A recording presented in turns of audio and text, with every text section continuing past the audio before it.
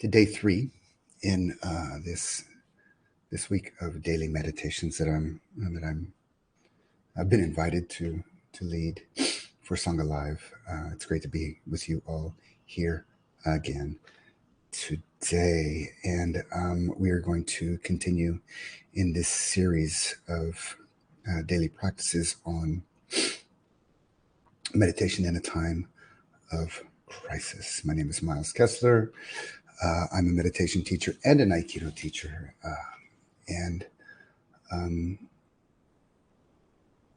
we know that we're kind of in the midst of another global crisis, another round of endless suffering that us human beings inflict upon each other, upon ourselves, and upon each other. And we are here to practice. And I just want to kind of help us get oriented that this space, this Sangha Live daily meditation space, is a place for our practice. Meaning, in this context, I'm going to say for other contexts, but in this context, we are prioritizing insight. In this context, I should say we're prioritizing the development, the nurturing, and hopefully even the flourishing of insight. In this context, we are prioritizing the development, the nurturing, and hopefully the flourishing of compassion. And in this series of meditation in the time of crisis, today we're going to look at the topic of spiritual warrior, or as a Dharma teacher friend of mine says, she calls it spiritual warriorship. And there's perhaps there's so many beautiful spiritual warriors throughout human history in the past, and we have endless stories, wonderful, inspiring stories of spiritual warriors, fiction and nonfiction, actual spiritual warriors. And even living today, there are beautiful examples that awaken us and inspire us in our own practice. But since this is a meditation group, and since it's a Buddhist meditation group, let's just take for a moment the story of the Buddha and his journey on his path of embracing spiritual warriorship and becoming fully enlightened Buddha, who undoubtedly created a transformation in human consciousness, created another step in human evolution. Many have done that, but the Buddha was certainly one. And if we just use his life as an example, and he was born in total privilege, and he was born in total pleasure. He was the son of a king, and his father made sure that when he grew up, he wanted to also be a king, because it was foretold by a psychic that he would either be a king or a great spiritual leader. And his father did everything to make sure that he would be a king, and he gave him a life of total pleasure. Total pleasure. All the good things he needed were there. He was taken care of 100%. It's good to be the prince. He got everything he wanted. All his needs were met. All his pleasures were satisfied. And it was wonderful. But there was something about the consciousness of Buddha that wasn't enough. Dissatisfaction arose when all of his pleasures were satisfied for his life up until the age he was, I guess, 18.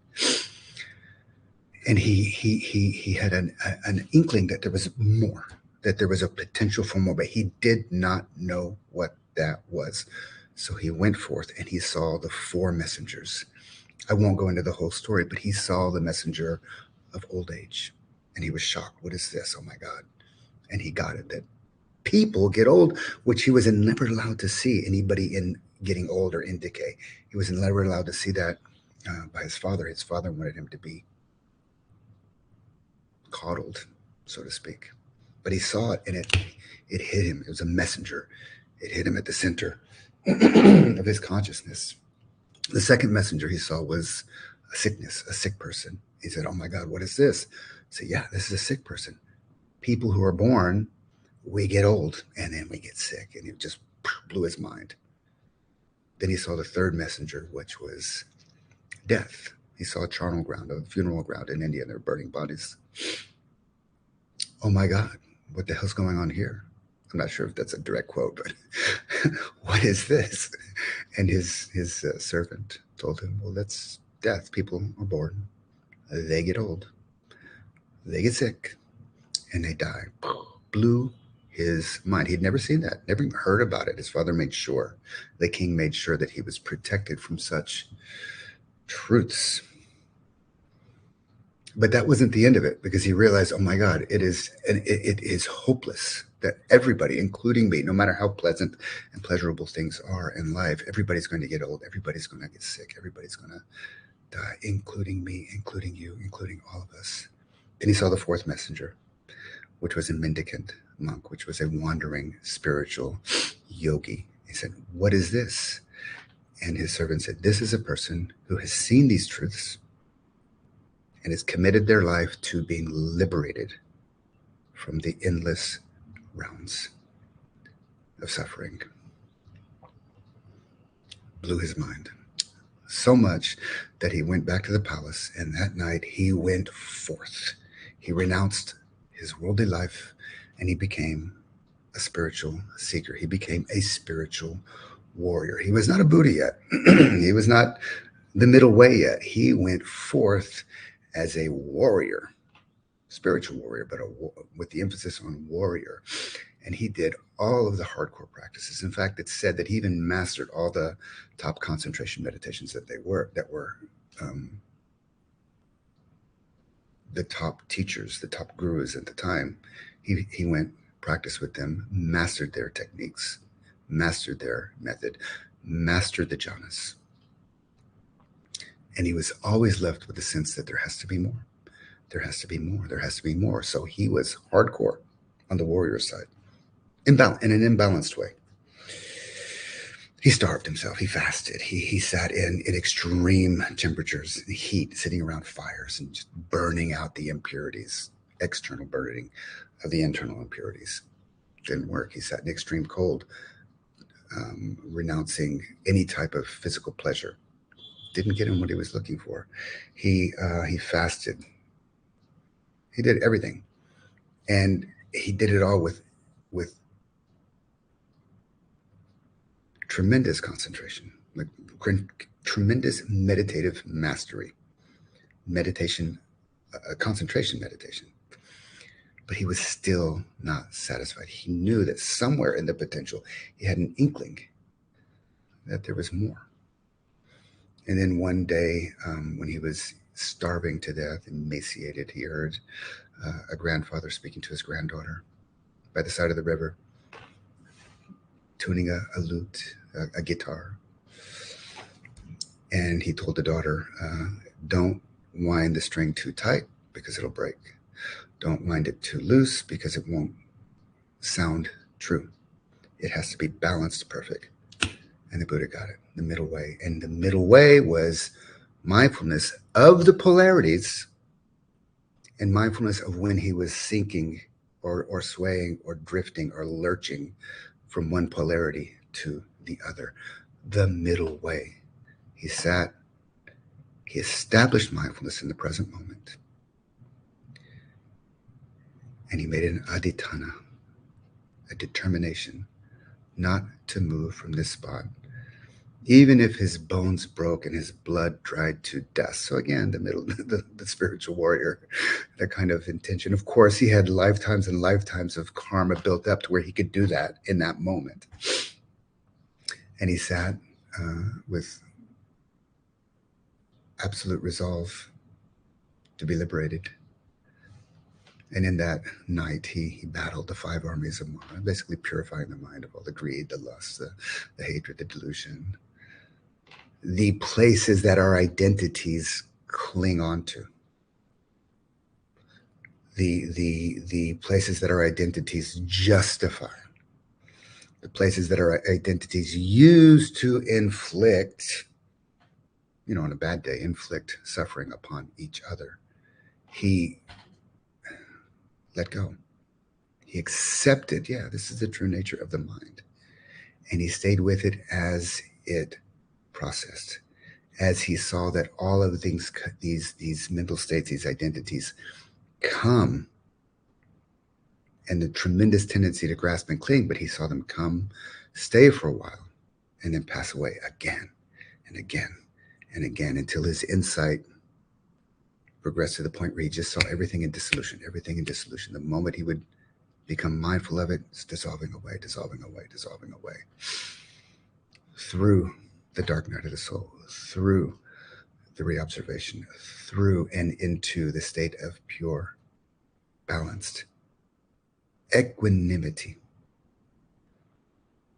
until his mind crossed the shore and he did what needed to be done. This was done through the middle way. This is the spiritual warriors. He used all of his meditation practice that he had learned, that he had mastered, if we're to believe the stories, which have mythological proportions, but let's just take it as a metaphor, if not fact. He realized that the stance or the non-stance of a spiritual warrior is to have one foot firmly planted in the known and the other foot completely, it's not even right to say planted, but completely in the unknown. This is the path of the spiritual warrior. If we just go with the known, which is really our identity, we're going to, at the worst, we will continue these rounds of suffering up with ourselves and perhaps even inflicting them upon each other. At the best, there's many good things that we can do from our self-identity. Hopefully we're preserving moral and ethical guidelines as our practice requires us to have as a basic foundation. But the other foot is resting in the unknown, and it's sometimes resting in the face of the unknown is the most difficult thing for us to do, because when we find that middle way, when we find that balance, when we find that moment of truth for a spiritual warrior, man, woman, people of past, of present, of future, when we find that truth, when we find our that middle way in a moment of truth, the process of our human transformation is activated. Don't know where it's going to go. Actually, we do. Generally speaking, we do know where it's going to go. It's going to move from a less purified mind towards a more purified mind. It's going to move from a place of more basic human ignorance, not knowing things or knowing things in the wrong way. It's going to move from a place of human ignorance towards a place of wisdom. It's going to move us from a place where our hearts are closed off to others, to a place where our hearts are more open to all beings. That's the general drift of our development. The impurities of the mind are going to gradually purify and reduce, and wisdom is going to gradually grow and arise in our practice. But that process only happens when we bring forth our mindfulness in the present moment. So let's shift to practice. What that means is we sit down, we take our seat. You can do it standing or lying, it doesn't matter, but we metaphorically take our seat, we turn in, and we become mindful of our experience. I recommend an anchor like the breath or sensation, a body scan here, breath in the belly, doesn't really matter. All methods are good. Some are easier for beginners because they're easier to find. But thoughts, emotions, feelings, these are all valid, legitimate objects of meditation, anchors of meditation. So we sit down, we turn in, we activate or awaken our mindfulness with the anchor, with our home base, and we develop the capacity to sustain that attention, There will be, it was brought up for a moment yesterday, there will be all kinds of internal defense mechanisms of the sense of self, defense mechanisms of the ego. And these are well known. And I'm sure all of us here are familiar, but maybe I'll just mention some of them. Greed or desires can arise, anger or hatred or ill will can arise in the mind, and it will arise in the mind. Sleepiness can arise in the mind. Somebody mentioned that yesterday, and it will arise in the mind. Certainly until you break that gravitational pull of kind of the earlier stages in the practice. You'll move through those, and your concentration will stabilize with practice. Doubts can arise. Doubts that, oh, I can't meditate, or doubts in this person as a teacher, or doubts in the Buddha, or doubts in this Sangha. Oh, Sangha live, I don't know, whatever. Or doubts in the self. Now, all those relative things may or may not be true, but the fact is, this is a hindrance of the mind. When you activate mindfulness, you are activating a process of purification. The status quo of our internal identity is beginning to change. And the defense mechanism to preserve those boundaries of the sense of self are these things like doubts, aversions, anger, ill will, restlessness, sleepiness, desires. These all can come up, and they will come up, and they're not coming up in spite of our practice. Remind yourself these things are not arising in spite of our practice. They are arising because of our practice. That little reframe is very, very helpful because it tells us that we are on track. And it may take some time to work through these. And even when you work through these, they will revisit you more or less. At the advanced stages, they really don't bother you anymore. I promise. But early on and for some time, they will be visiting you. And just know that every time you bring your spiritual warrior's spirit, your mindfulness, the middle way, to bear, that simply means being and being with. That simply means knowing these challenging mental states as they arise, knowing their qualities and characteristics, neither trying to control them, nor resist them, nor ignore or deny or escape them, being and being with them. That quality of mindfulness is exactly what activates the process of purification. And your practice will move through these challenging stages. And it will move through peak experiences in the meditation. And it will move through dark nights of the soul in the meditation. It is all the process of purification. And it will move you through many, many experiences to a state of equanimity, where the qualities of the spiritual warrior are stable in your mind, where the qualities of the spiritual warrior are stable in your heart. So let's practice. Yeah, so let's go ahead and turn in for a moment and bring this capacity of the spiritual warrior that can sit in the midst of all dualities, that can sit and observe, not through detached escapism, but also not through total identification. Those two polarities are not the middle way. The middle way is to simply create the capacity to differentiate your awareness of what is arising in the present moment. Whatever is arising in the present moment is your experience. You, as the experiencer, is also arising in the present moment. And mindfulness is that ability, that skill, that competency, and capacity to differentiate and know the experience. Differentiating from is the state of being, and knowing the experience is the state of being with. Settling in on your breath, or whatever your primary object of meditation is. Know the experience in this moment.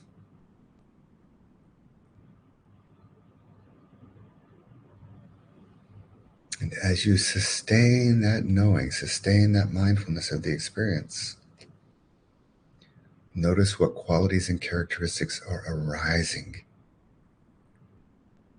in that experience. What are the qualities and characteristics of your object?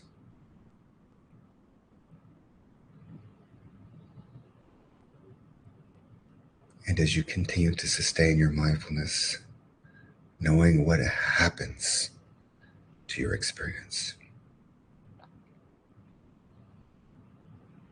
If I take the breath for an example, or as an example, you will know that it's the breath.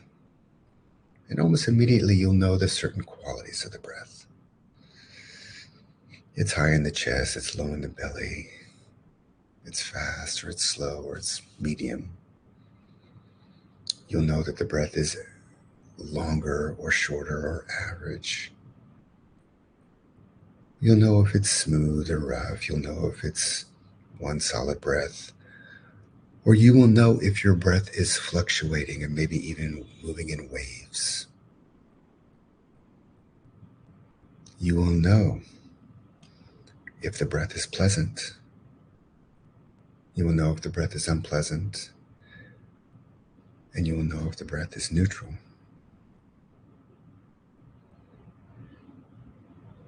If you continue to observe the breath, you will know if it becomes tight in the chest or if it releases and is loose. These are all normal experiences. Observing with no preference, with no mental manipulation of experience, without regulating the breath. Even though regulating is good and healthy, and sometimes it is the correct thing to do, in mindfulness-based meditation, we are being with the breath in whatever state. And knowing that if the breath is becoming more unpleasant or tight, which happens developmentally, know that that is the forward path. Should the breath become overwhelmingly unpleasant, then it is completely fine to regulate, to take a few breaths, to do some yoga breathing or Aikido breathing or Tai Chi, whatever. It's fine. The Buddha did that for years. But also know that insight is developed, that the progress of insight is not through the regulation of experience, but through the pure observation with differentiated awareness, with mindfulness. And knowing that if things are changing, that you are seeing directly into the universal characteristic of anicca, impermanence. That is good. That's our forward path. Knowing that if you are seeing or experiencing unpleasantness in the body or even in the mind, that seems to be activated through mindfulness, know that you are seeing the universal characteristic of dukkha. And that is good. As unpleasant as it may be, it is the forward leading path. That is the path of purification. As a spiritual warrior, we are being and being with. And always knowing that it is okay to surrender if it's overwhelming.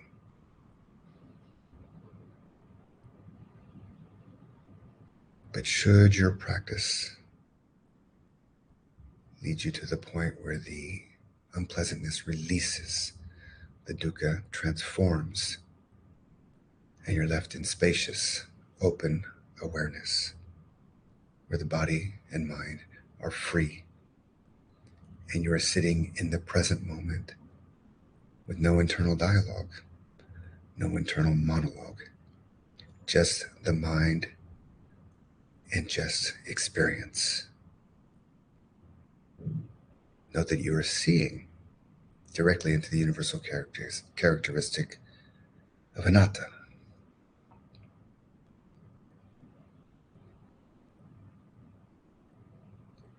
And these deeper characteristics, these dhammas, these universal truths, only arise through the practice of mindful meditation. And that they were always cycling. Anicca, dukkha, and anatta. Impermanence, unsatisfactoriness, and non-self. In your direct experience of the body, your direct experience of the mind, it's a constant cycle.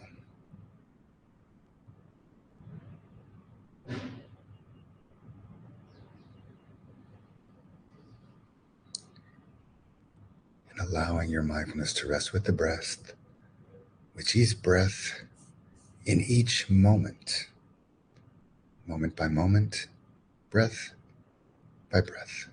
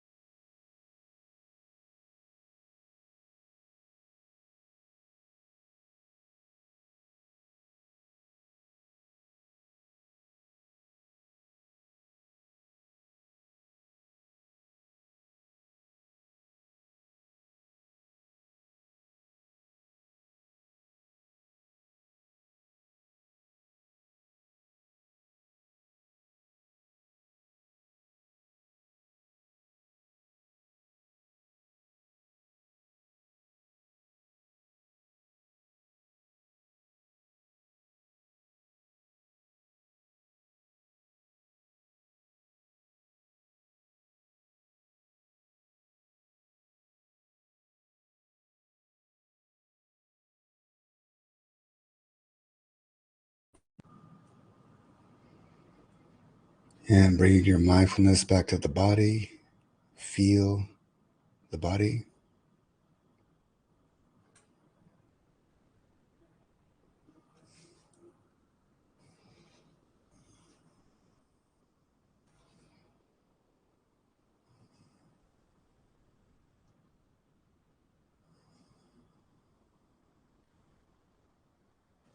Bringing your mindfulness back to the breath. Feel the breath.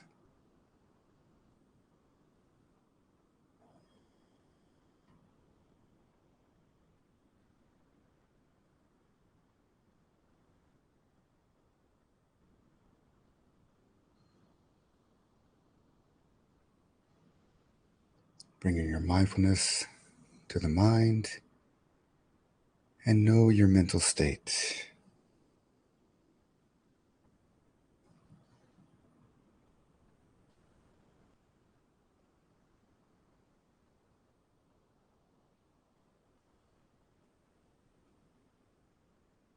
And if you are mindful of any changes that you're observing in phenomena, know that as a universal characteristic of anicca.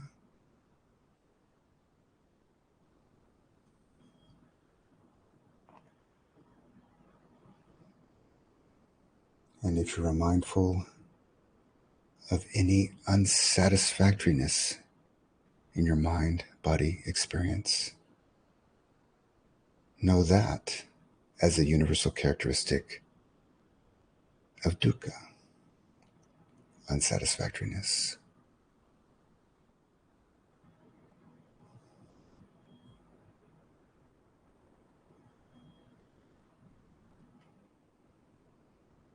And if you are mindful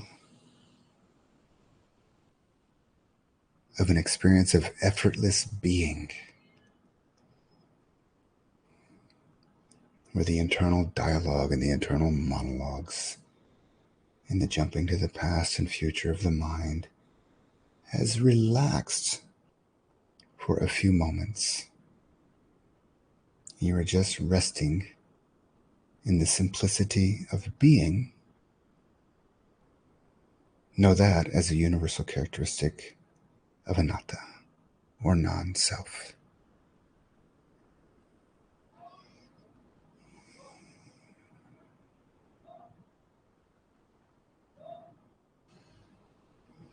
Being mindful of the space on the inside,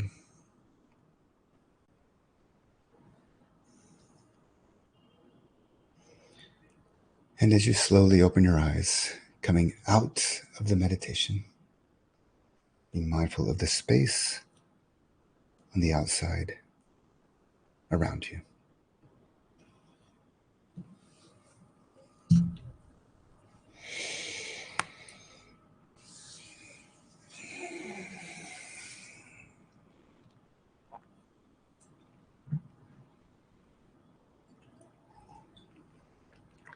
So before we go into the QA, I just want to thank you all for sitting together today. That was beautiful. I just want to remind you all of the, as you know, maybe even more than I want to remind you all of the good faith work that is being done by Sangha Live. You guys see the front of the stage. I also see what's happening behind the stage, when I come and visit. And they're doing a lot of the preparations professional, really, really well. And it's supported by our members. So if you care to give a donation to Sangha Live for today's practice or for anything else, you can find the donation button at the website, sanghalive.com. I'm sure Faith will put a link in here somewhere. Okay, so let us go to the Q&A period. I think maybe today I want to offer, I'm very happy to take any questions that come up, but I also want to offer the opportunity for somebody to come on stage with me and even perhaps a short meditation interview, if anybody wants. So I come out of the tradition, the Mahasi tradition, where we actually work with teachers on a regular basis in a one-on-one interview. and I've been trained to do this. And if anybody feels like you want to come on, of course, it would be public, but it will be beneficial for you and also for the others. If you want to come on and do a little fine tuning with your practice, raise your hand. Breathe with Pri says, I'd be happy to. First person raise the hand, I'm just going to bring them in. So maybe Faith will help me bring them in if somebody wants. Or, and remember the spiritual warrior. So if you have one foot in, oh my God, and one foot, oh yes, and there's an excitement, then why not say yes to that? You know, I promise you I won't bite. Otherwise, if anybody has any question. Oh, there's somebody. Hi. You can call me Pri. Hi. Hey, Pri, how are you? I'm okay. Apologies, my camera is broken at the moment, so I look like I'm in a haze. All right, so let me first ask you a few questions. First, thanks for doing this. First question is what kind of? I'm assuming you're doing mindfulness meditation. Can you tell me about the method, or when you sit down and turn in, what's your anchor? What's your primary object? And today it was the breath. Okay, and usually? Usually it's the body, but recently in the last month it's turning to the breath. Okay, that's great. And they're all good, by the way. I'm not saying one is better than the other, but let's stay with the breath. So when you pay attention to the breath, so I'm going to ask you some questions. Yeah, when you pay attention to the breath, or when you're mindful of the breath, what are you mindful of? It changes. Today it was just the rhythm and the wave-like constancy that I was feeling in the just above my belly button and the chest. Can you tell me more about the rhythm and the wave?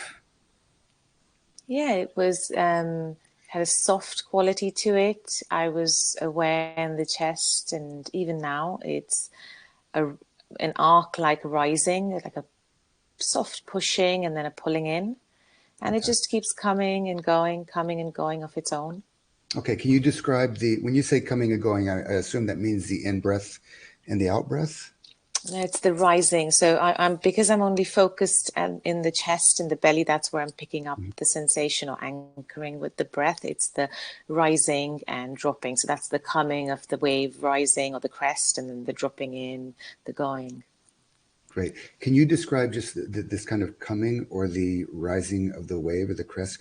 Can you describe it in as much detail as possible? Okay, this is the hardest bit of practicing for me. Words sometimes fail me. Words fail me. But that's perfect. That's perfect, because the leading questions that I give you are meant to help us, because I don't doubt your experience whatsoever, but the articulation of it is going to strengthen the awareness of it. So just whatever, in your own words, however you would describe it. So I'm more aware of a softness, not so much the belly or the chest moving, which I've been aware of in different practices. So it's not so much the organs or the physical body moving. It's as if when the crest comes, or when there's that rising, you can feel it. The top of the chest doesn't move. The bottom of the base of the belly or the pelvic area doesn't move. And then there's this emptiness almost created under the crest. And it has a soft quality to it versus the rest of the body has a hard quality to it, or a solid quality to it. Okay. And then when it comes in, it's like it's not pushing tightly. It's just that emptiness feels more like a soft ball of cotton or cloth coming back in, and then gently resting on the solid body. Fantastic. And then it repeats back and forth, Okay, but let's stay with the rising for just one more moment. How does the rising come to an end? Like, sometimes when a car comes to a stop sign, it can slowly, gradually stop, and it can pause, or sometimes the car just goes through. So how is it stopping? And if it's stopping, is there a pause? Yeah, so it's, as it's rising, so the rising is faster. When it reaches its end or its peak, it's starting to slow down just before, and then it feels like an abrupt stop, but there's still a soft, gentle quality to it, and it restarts after a pause. Okay, so and let's then start begins the journey inward, and the journey inward is slower. So wait a second. So before the journey inward, yeah. So it comes to a pause, right? Yeah. What's the quality of the pause? That momentary pause. Well, it's still, but the word I want to use is defiance. Can you say Is more? my quality. Yeah, can you say more about So, it? um, it's as if it's still that moment of the pause, but in that pause, I could be anyone to do anything. That's where my fight or my inner strength comes from to tackle anything. So it's very familiar. And so, if we could just stay phenomenologically, okay, I get that Yeah, yeah. for you, there's an inner strength. It's your fight to where you kind of move from, I guess. But if you just talk about the quality of the pause, there's defiance. Is there any other adjective you could attribute to it? It's like a restfulness, as if the Okay, wave has come to a rest and then right, it starts its journey again. fantastic. And again, I'm not questioning your experience. All is good. From that pause, how does the falling or the out breath begin? The way a car would begin, fast or slow or gradual or sudden. How does the out breath begin? It's as if, so there's the rest and then it takes that first step, and it's a very slow and then slow and then slow. I can feel the starting as a soft, slow retreat or Okay. coming in. Yeah. Okay. And if you follow that journey, if you can name, because we don't have a lot of time left. We still have about 5 minutes. You say one or two qualities of the out breath, and then how does the out breath end? So that slow retreat then hastens. So it becomes quicker. Mhm. And then when it comes to the end, it again just slows a little bit, and it's not abrupt. It's as if it's dissipating and the in breath takes over. So it doesn't actually pause Okay. So at at the the end. end of the out breath, it doesn't come to a full stop. Is that what you're saying? Yeah, it's too subtle for me to pick up. Yeah. So why don't you take a few moments and just observe it?